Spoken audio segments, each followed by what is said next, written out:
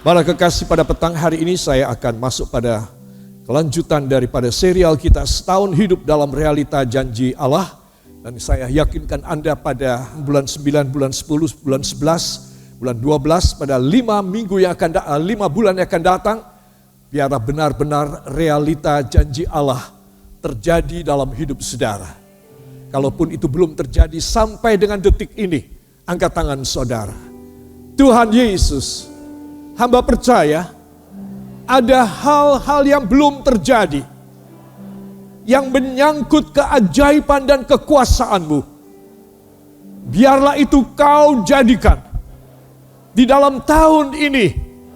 Biarlah hidup hamba menjadi kesaksian ajaib bagi banyak orang. Hamba percaya itu terjadi, itu akan datang dalam nama Yesus. Amin. Ya, saudara yakinkan diri saudara, apa yang belum terjadi saat ini akan terjadi dalam hidup saudara. Amin. Saudara, saya mau cerita sedikit. Seseorang itu menerima mujizat dari Tuhan bisa lama, tetapi bisa juga cepat. Nah, ini tergantung apa? Ya, parameternya itu apa yang membuat rahasia mujizat cepat terjadi pada kita orang.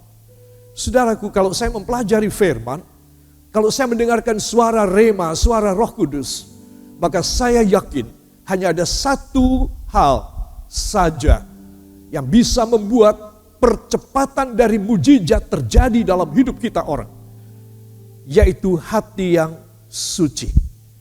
Apa saudara? Hati yang suci, hati yang tulus, hati yang tidak macam-macam, hati yang tertuju kepada Tuhan saja. Saudara, Yesus bersabda, apa menjadi kekhawatiranmu, serahkan kepadaku. Aku akan memperhatikan kamu. Bebanmu yang berat, kasih sama aku. Dan kamu angkat kuknya aku yang ringan, yang enteng. Tuh lihat, dia mau tukar semua keberatan saya, kemustahilan saya, dengan keentengan dari dia. Itu sebab apa yang membuat mujizat lama terjadi, bisa dipercepat terjadi dalam hidup saudara. Dalam keuangan saudara, dalam kesehatan saudara, di dalam masa depan anak-anak muda, pada hari tua para orang-orang tua yang sudah sepuh. Gimana caranya? Cuma hati saja. Cuma hati saja. Asal hati saya dan Anda berkenan kepada Tuhan, saudara, maka dia jatuh hati kepada saudara. Itu memang heran, itu memang ajaib. Saudara, itu sebab saya ingin mengajak semua saudara, perhatikan bagaimana realita janji Allah terjadi pada kita orang. Semua dimulai, katakan semua dimulai dari hati saya. Saudara, dan itu rahasianya, saudara harus tahu. Saya harus makin ngerti bahwa rahasianya cuma apakah saya dan Anda mempunyai ketulusan, kekudusan, kebenaran Allah di dalam hidup kita. Ingatkah saudara, di dalam Yesaya 48, ayat yang ke-14 disebutkan, kalau kebenaran Allah ada di depanmu, maka kemuliaan ada di belakangmu. Barisan kebenaran Allah ada di depanmu, maka kemuliaan Allah ada di belakangmu. Itu sebab para kekasih, saya ingin mengajak semua saudara memperhatikan betapa realita janji Allah itu bisa terjadi dan harus terjadi. Ya, it should be done in your life. All the reality of all promises of God in this Bible and everything that you heard from the words of God, every vision that you see from the Lord, God will make it happen as soon as possible. You surrender your life and you ask Him to cleanse you, to sanctify you. This is the very important secret of God. No other things that will give you the more. No, just this one only. Itu sebab para kekasih, penegasan saya di dalam awal pelajaran ini adalah persembahkan hati saudara kepada Tuhan. Bukan hanya di dalam gereja semacam saat ini, tetapi seluruh kehidupan saudara di luar sana. Di luar sana, di mana saudara bergaul, di mana saudara cari uang, di mana saudara berada dan berdiam. Luruskan hatimu kepada Bapa di sorga. Engkau akan mendapat keuntungan dahsyat sekali. Itu sebab saya ingin mengajak semua saudara memperhatikan Kenapa realita janji Allah tak kunjung terjadi dalam hidupku? Saudara, itu pertanyaan sama dengan saya. Dengan Ibu Gembala tempo hari. Kenapa lama Tuhan? Kenapa tidak bisa cepat? Saudara, kita berdoa supaya dipercepat, saudara. Supaya Tuhan cepat jatuh hati sama kita orang, gak bisa. Doa gak mempan. Yang paling mempan itu adalah hati saya dan hati saudara. Kalau Tuhan melihat hatimu, hatiku benar, saudara, engkau tidak tunggu lama, cepat Tuhan akan jawab doa saudara. Harapan-harapan saudara. Bahkan dia mengatakan, aku akan memberi jauh lebih banyak dari yang kamu pikir dan kamu doakan. Karena kasih karuniaku cukup bagimu. Kasih karunia Tuhan cukup buat saya. Cukup buat saudara, bahkan lebih dari cukup. Itu sebab kalau saya dan saudara mempersembahkan hidup kita, cuma ini aja rahasianya. Barangkali saudara mengejar target dalam perusahaan saudara. Saudara mempunyai juga rencana-rencana untuk membangun rumah, untuk menyekolahkan anak, atau untuk masa depan saudara sendiri. Apapun juga yang saudara pikir bagus, Tuhan bisa setuju, bagus anakku. Asal hatimu. Kalau hatimu bagus, aku jadikan yang bagus buat kamu. Hatimu jelek, aku bikin jelek. Gak ada rahasia yang lain. Gak ada rahasia yang lain. Semua dibongkar oleh Tuhan. Itu sebab saya ingin mengajak semua saudara, perhatikan firman Tuhan ini. Supaya saudara boleh menerima perkara-perkara ilahi yang besar dalam hidup saudara. Katakan, saya mau demikian. Para kekasih, dari 1 Samuel 10 ayat 24, Samuel berkata, memberi pernyataan pada orang-orang banyak yang mencari Saul. Lotre itu keluar nama Saul, S-A-U-L. Tapi orangnya nggak ada. Saudara, orangnya nggak ada. Dan itu sebab Samuel berdoa, apakah Saul anak muda itu ada di sini Tuhan, di antara kami. Kami mencari tidak ketemu dimanapun. Cari dia. Dia ada di tempat perlengkapan ibadah. Coba, hebat ya. Dia bukan ada di gudang logistik. Dia bukan ada di kemah tempat timbunan gandum dan air anggur. Dia ada di gudang tempat alat-alat ibadah disimpan. Dia ada di sana. Coba, dari sini aja saudara, kita sudah langsung tahu maksud. Kenapa Saul ada di sana? Karena memang dia sukanya kepada peribadatan, pelayanan kepada Tuhan. Bukan kali ini saja dia ada di dalam sana. Karena dia mencari tempat untuk bersembunyi. Ah, ini kok ada tempat ya? Dan ada tempat-tempat lowong di mana aku bisa bersembunyi di sini. Enggak, itu memang kebiasaan dia. Itu kesukaan dia. Dia suka membantu imam, dia suka membantu orang Lewi. Saudara, dan itu sebab anak muda ini dipilih oleh Tuhan. Kemarin hari Minggu saya menekankan bagaimana anak-anakku yang masih remaja dan muda bisa mendapatkan your bright and your full with promises future.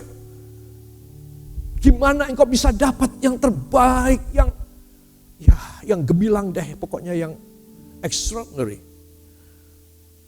Yaitu contohlah anak muda ini. Anak muda ini. Dari sejak dia menjadi gembala keledai, sampai ketika dia dikasih tahu oleh Imam Samuel bahwa dia bakal menjadi raja pertama loh saudara. Raja pertama, saya ingin menarik antusiasme Anda. Gimana ya? Aku gak mungkin jadi raja.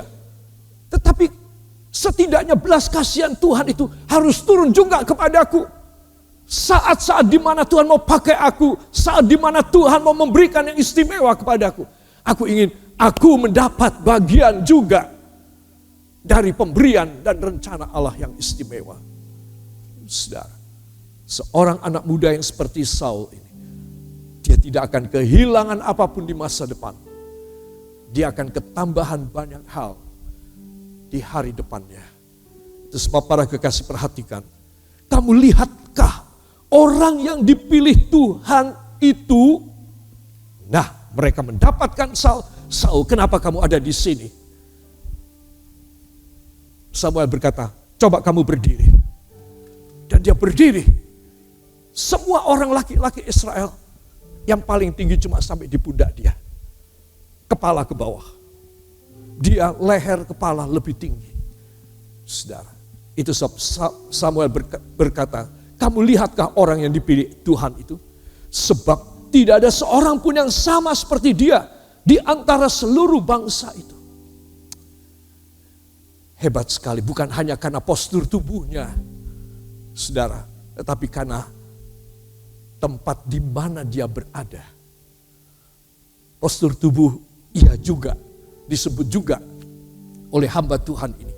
Tetapi yang penting di mana dia ditemukan.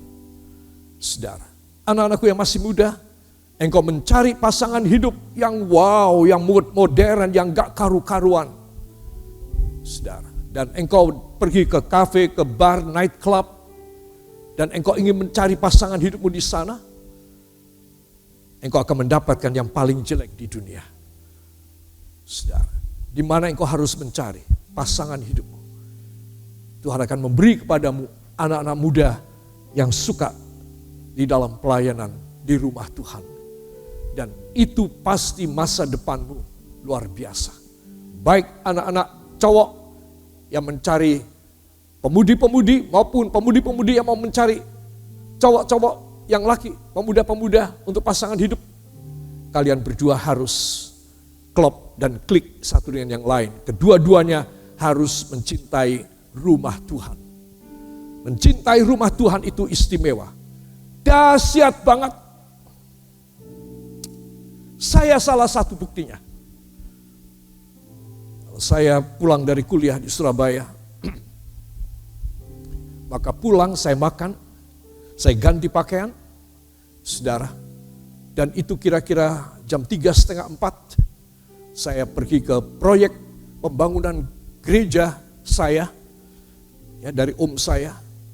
Jangan kira karena itu om saya, tidak. Karena dia hamba Tuhan, bukan karena om saya. Maka saya membaktikan diri saya, saudara. Dan saya ambil perlengkapan tukang, saya mengerjakan sampai jam 6, sampai gelap.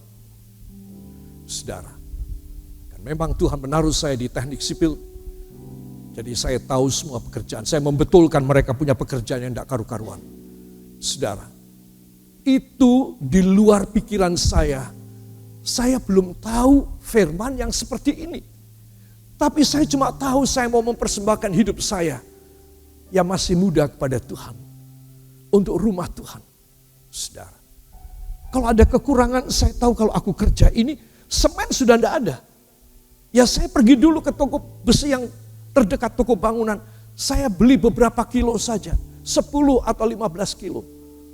Saya boncengkan di sepeda saya. Dan saya ontel kembali untuk saya mengerjakan. Saya tidak punya pretensi, saya tidak punya sesuatu pikiran yang lain. Kecuali saya mencintai Tuhan dan rumah Tuhan. Saudara, dan itu yang terjadi. Itu yang terjadi, saudara. Dan jangan pikir Tuhan melihat cuma, oh bagus kamu anakku ya, ngelus-ngelus kepala saya. Enggak, Tuhan mencatat semua pekerjaan dan pengorbanan saya. Uang saya cuma sedikit, cuma uang saku saja. Tapi saya bisa berbuat semaksimal dari apa yang saya miliki. Tenaga saya, pikiran saya, akurasi saya dalam bekerja. Saudara, sebagai tukang, saya persembahkan kepada Tuhan. Kelak kemudian hari, Roy yang muda ini boleh membangun bangunan ini. Ini bukan mendadak sontak sulapan, bim salabim, tidak. Ini adalah karena dia melihat siapa orang yang in charge, yang bertanggung jawab di tempat ini. Dia melihat ini dulu ketika dia masih muda, dia banting tulang dan dia bekerja. Saya cerita ini cuma ingin supaya anak-anakku yang muda mempunyai motivasi dalam hidup kalian. Kalau kalian duniawi, kalian kedagingan, kalian cuma ingin mengejar kemewahan. Kalian ingin beli itu sama seperti teman beli, seperti tetangga beli, seperti family beli. Engkau gak ada masa depan. Papamu ini sudah ngelihat puluhan anak muda kayak begitu. Semuanya hidup sia-sia. Beberapa diselamatkan oleh Tuhan. Sebagian besar tak terselamatkan. Semua dimulai dengan salah. Juga bapak dan ibu setengah umur yang sudah tua. Belum telat untuk mengoreksi hidup. Kalau kita mengoreksi hidup kita. Di dalam full Roh Kudus, penuh dengan Roh Kudus. Dalam humbleness, kerendahan hati. Saudara. Dan kita sangat care dengan pekerjaan Tuhan. Dengan apapun yang kita bisa kerjakan. Gak usah mikir orang lain. Dan kalau engkau kerja, gak usah dengar orang lain. Apa hubunganmu dengan orang lain? Hanya engkau dengan Tuhan saja. Banyak orang melayani Tuhan, tapi mulutnya juga tidak karu-karuan. Saya tidak suka, apalagi Tuhan tidak suka. Melayani Tuhan, mulutnya harus bagus. Melayani Tuhan, pikirannya harus bagus. Baru Tuhan berkenan dan mencurahkan anugerah luar biasa kepadanya. Engkau tidak minta, tapi jangan lupa, mata Tuhan itu merekam semua perkara. Bahkan ketika kita lupa, kita sudah lupa. Oh, Tuhan masih ingat. Semua kebaikan saudara, pengorbanan saudara, Tuhan masih ingat. Saudara, itu sebab saya ingin meneguhkan semua saudara. Adaptasikan hidupmu untuk perlengkapan rumah Tuhan. Untuk sungguh-sungguh kepada Tuhan. Engkau tidak sia-sia. Saya tidak pernah bermimpi bagaimana seorang Timothy Roy yang masih muda punya mimpi. Aku akan membangun gereja yang besar. Aku akan menjadi hamba Tuhan. Gak punya pikiran belas. Bahkan orang tua saya melarang saya jadi pendeta. Bilang sama om saya, hati-hati Nick, namanya Niko. Nick, hati-hati kalau dia bikin Roy jadi pendeta, awas. Coba. Ya, saudara. Bagaimana? Saya tidak punya pikiran. Saya tidak punya angan-angan yang semacam ini. Tapi Tuhan itu begitu mudah memberikannya. Apa yang saya inginkan Tuhan beri. Ibu gembala berpuluh-puluh kali bilang, kalau melihat sesuatu mujizat terjadi, selalu dia bilang, apa yang ia inginkan Tuhan selalu beri kepadanya. Saudara, apa sebab? Karena saya dari sejak muda, saya membayar harganya. Menunjukkan antusiasme saya, menunjukkan saya punya kecintaan, saya punya keinginan apa yang terbaik bagi Bapa saya di sorga. Para kekasih, tua muda semua sama, kita semua mempunyai cita-cita, harapan. Jadilah seperti Saul, tidak sia-sia dia. Itu sebab saya ingin supaya kita semua memperhatikan hal ini, ya, supaya kita tidak bisa seperti dia menjadi raja, di mana kerajaannya. Tapi saya beritahu, kita bisa menjadi orang yang menjadi Tuhan itu jatuh hati sama kita orang. Kalau Tuhan jatuh hati sama saudara, saudara akan kewalahan. Saudara akan kewalahan menerimanya. Saya kasih tahu, itu suatu kebenaran. Amin. Beri kemuliaan yang baik bagi dia. Para kekasih, kaulah pemenangnya.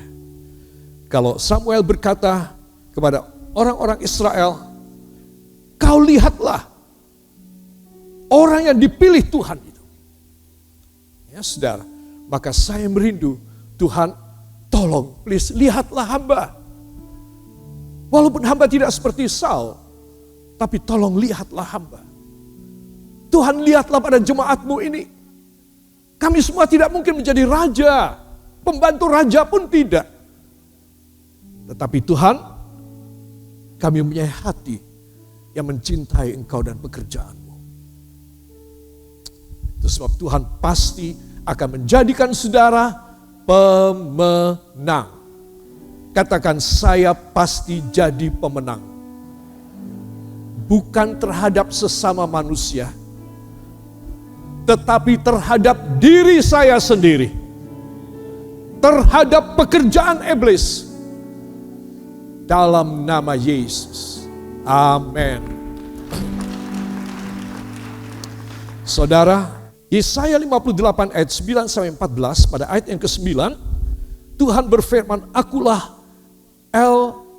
Yel Shaddai-mu. Akulah Yel Shaddai-mu. Akulah yang punya dada, aku maju di depan kamu. Kamu gak usah khawatir, kamu gak usah ngredek, kamu gak usah senewen, kamu gak usah deg-degan. Aku yang ada sebagai perisai, Yel Shaddai. Aku yang punya dada, aku yang akan menjadi tameng kamu di depan. Yang senang dan berbahagia, beri tepuk tangan buat Tuhan. Ya, saudara nanti baca di rumah ya, ayat 9. Kemudian ayat 10, terangmu mengalahkan kegelapan. Ya, nanti kita akan baca. Ayat 11, ya, Allah puaskan hatimu seperti sebuah taman yang kering kerontang menjadi taman yang subur. Luar biasa, ya. Pendapatan, penerimaan kita, keuntungan dan keberuntungan kita luar biasa dijamin oleh Tuhan. Allah puaskan hatimu seperti taman yang subur. Wah, tidak main-main nih.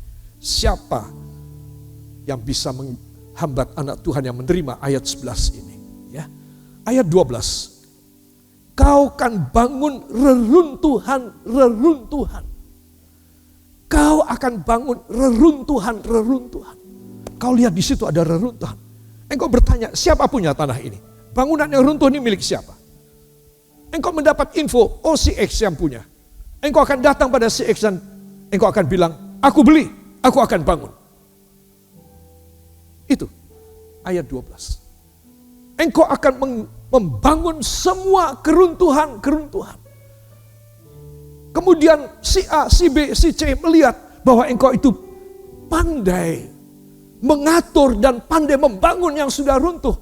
Mereka pada datang kepadamu, tolong Bapak, tolong Tuhan, dibangunkan ya tanahku yang sudah runtuh, bangunanku yang sudah hancur berantakan, tolong bangunkan ya. Engkau akan membangun keruntuhan. Anak-anak Tuhan, apa yang lebih daripada dipercayai Tuhan perkara-perkara yang besar? Gak ada yang lebih. Engkau multi jutawan dolar, engkau orang yang paling kaya di dunia barangkali. Dan itu adalah nisbi. Itu adalah tidak exactly, itu adalah sebagian penipuan. Ya, tetapi walaupun engkau tidak menjadi orang kaya, tapi engkau menjadi orang berguna. Engkau akan membangun keruntuhan.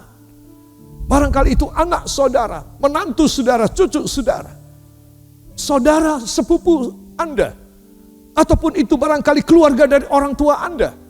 Semua yang runtuh, engkaulah jagonya bikin bangun kembali. Engkaulah yang akan membangunkan buat mereka. Sampai semua orang kagum dengan talenta yang kau terima dari Tuhan. Saudara, perhatikan, ini tidak main-main. Masa Tuhan main-main? Buat apa sih Tuhan bilang begini? Padahal dia gak bisa melakukan pada kita orang. Buat apa? Saudara, itu sebab Anda dan saya kita harus menyerahkan hidup kita. Ayat 13-14. Dengan sabat kau hidup jaya dengan berkendaraan tingkat tinggi. Ya. Para kekasih perhatikan. Jadi 1, 2, 3, 4, 5. Saudara lihat. 5 keistimewaan. Ini benar-benar kau pemenangnya. Saudara. Enggak ada celah iblis musuh saudara. Dan orang yang tidak suka sama saudara bisa menghancurkan hidupmu, enggak ada celah sama sekali. Mereka melihat engkau begitu luar biasa dipercayai, engkau begitu luar biasa diangkat oleh Bapamu yang di sorga. Semua orang sudah tunduk kepala, semua orang jahat sudah menyingkir sebelum mendekat engkau. Saudara, itu sebab pegang perjanjian Tuhan. Ya, kita akan bangkit berdiri. Yesaya 58 ayat 9 sampai 14. Ayo stem suara. Pada waktu itulah. Bagus. 1, 2. Pada waktu itulah engkau akan memanggil dan Tuhan akan menjawab. Engkau akan berteriak minta tolong dan ia akan berkata, ini aku. Apabila engkau tidak lagi mengenakan kuk kepada sesamamu, dan tidak lagi menunjuk-nunjuk orang dengan jari dan memfitnah. Apabila engkau menyerahkan kepada orang lapar apa yang kau inginkan sendiri dan memuaskan hati orang yang tertindas, maka terangmu akan terbit dalam gelap, dan kegelapanmu akan seperti rembang tengah hari. Tuhan akan menuntun engkau senantiasa dan akan memuaskan hatimu di tanah yang kering, dan akan membaharui kekuatanmu. Engkau akan seperti taman yang diairi dengan baik, dan seperti mata air yang tidak pernah mengecewakan. Engkau akan membangun reruntuhan yang sudah berabad-abad ulangi. Engkau akan membangun reruntuhan yang sudah berabad-abad, dan akan memperbaiki dasar yang diletakkan oleh banyak keturunan. Engkau akan disebutkan yang memperbaiki tembok yang tembus, yang membetulkan jalan supaya tempat itu dapat dihuni. Apabila engkau tidak menginjak-injak hukum Sabat dan tidak melakukan urusanmu pada hari kudusku, apabila engkau menyebutkan hari Sabat hari kenikmatan dan hari kudus Tuhan hari yang mulia, apabila engkau menghormatinya dengan tidak menjalankan segala acaramu dan dengan tidak mengurus urusanmu atau berkata omong kosong, maka engkau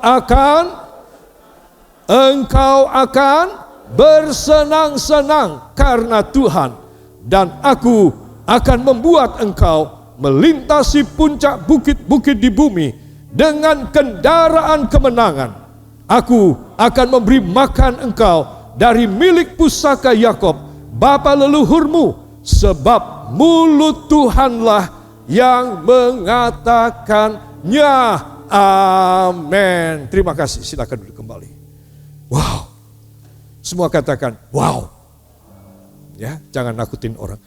Wow, luar biasa. Ya, ayat yang ke-9, Saudara. Saya sudah tulis ya. Pada waktu itulah engkau akan memanggil dan Tuhan akan menjawab. Engkau akan berteriak minta tolong dan ia akan berkata, ini aku. Apabila engkau tidak lagi mengenakan kuk kepada sesamamu dan tidak lagi menunjuk-nunjuk orang dengan jari dan memfitnah. Saudara, saya sarikan, aku Yel Shaddai bagimu. Itu ayat 9. Aku yang punya dada, aku akan memerantasi semua, aku akan menyelesaikan semuanya buat kamu, aku akan memenuhkan semuanya. Ya, aku yang punya dada, aku yang maju, kau di belakangku. Itu sebab saya perlu, saudara harus tahu dengan persis. Dialah Yel Shaddai. Katakan Yel Shaddai. Saudara, itulah yang akan membuat saya dan Anda akan aman, sentosa. Dia yang ada menghadapi semua, apapun yang saudara takut dan khawatir dan gak bisa dan gak mampu. Dia maju nanti. Itu sebab para kekasih, rahasianya tadi saya sudah ungkap kepada saudara. Hati yang tulus. Dan engkau tidak ada hubungan dengan orang lain, abaikan itu semuanya. Engkau hanya berhubungan dengan Tuhan saja. Saudara, dan itu membuat engkau berani. Tidak membuat engkau menjadi pengecut dan pengkhianat. Tapi membuat engkau menjadi pemberani. Karena hanya engkau dan Tuhan saja. Yang setuju beri tepuk tangan.